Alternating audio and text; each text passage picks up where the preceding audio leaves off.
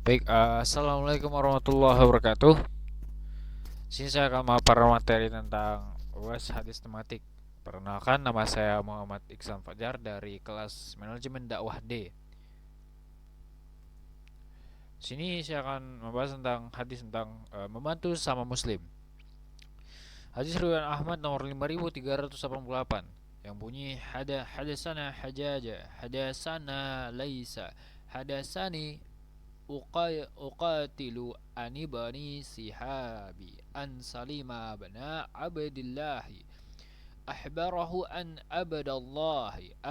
abdallahi bana umara ahbarahu an rasulullah sallallahu alaihi wasallam qala muslimu ukhu muslimu akhul muslimi la yadlimuhu wa la yuslimuhu man kana fi hajati akhihi kana Allahu azwajal fi أجواجل في حاجاته ومن قرج عن مسلمي قربة فرج الله أجوجل عنه بها قربة من قرب يوم القيامة ومن ستر مسلما ستره الله يوم القيامة. Telah menceritakan kepada kami Hajjah, telah menceritakan kepada kami Laits, telah menceritakan kepadaku Uqail dari Ibnu Shihab Salim bin Abdullah telah menggambarkan kepadanya Abdullah bin Umar bahwa Rasulullah SAW bersabda, seorang muslim adalah saudara bagi muslim yang lainnya, tidak menzalimi dan tidak pula menganiaya. Barang siapa yang menaati membantu keperluan saudaranya, maka Allah membantu keperluannya. Barang siapa yang menghilangkan kesusahan seorang muslim, Allah menghilangkan kesusahannya pada hari kiamat. Barang siapa yang menutup aib saudara muslimnya, Allah menutup aibnya pada hari kiamat. Dari hadis di atas, Rasulullah SAW menunjukkan dan mengarahkan segala kesenangan, kesusahan dari saudara sesama muslim kita adalah kesenangan serta kesusahan bagi kita. Maka saya tolong menolonglah di antara kamu, maka akan terbangun rasa tolong menolong secara kepedulian antara dua pihak. Atau mengajarkan kita untuk menjadi hamba yang peka terhadap saudara ataupun kerabat yang kesusahan. Dan janganlah kita bersenang-senang sementara saudara kita tengah kesusahan.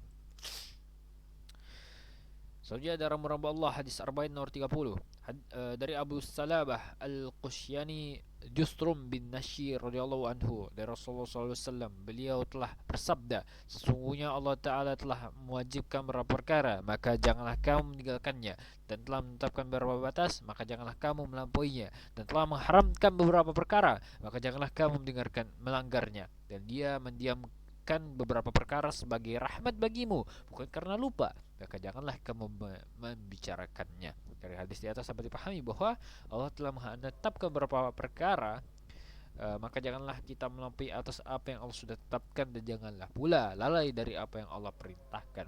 Dan bagaimana sedemikian itu merupakan bukti kepasrahan dan keriduan kita kepada Allah, dan janganlah kita bersedih hati tentang apa yang telah Allah tetapkan untuk kita, karena Allah lebih mengetahui tentang apa yang terbaik buat kita. Dan janganlah pula kita termasuk umat yang lalai terhadap sebuah cobaan meskipun bersifat menyenangkan. Soalnya ada hadis tentang mengenai planning, organizing, actuating, controlling pada hadis riwayat Bukhari nomor 2795.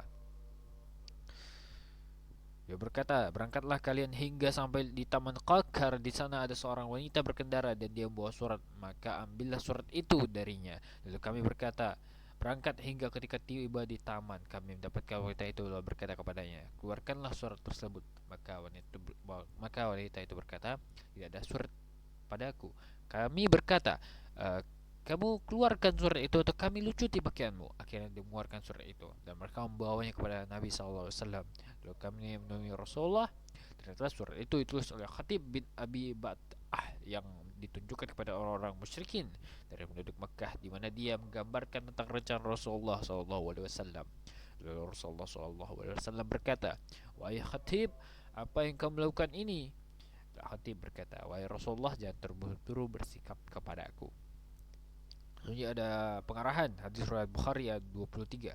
Telah menceritakan kepada kami Abdullah bin Yusuf berkata, telah menggambarkan kepada kami Malik bin Anas dari Ibnu Sihab dari Salim bin Abdullah dari bapaknya bahwa Rasulullah SAW berjalan melewati seorang sahabat Ansar yang saat itu tidak memberi pengarahan, yang itu sedang memberi pengarahan saudara tentang malu.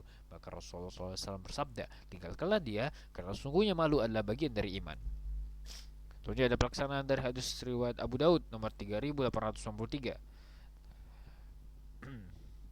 Rasulullah SAW melarang pelaksanaan hukum qisas dalam masjid, pelanturan syair yang buruk, dan pelaksanaan hudud secara umum.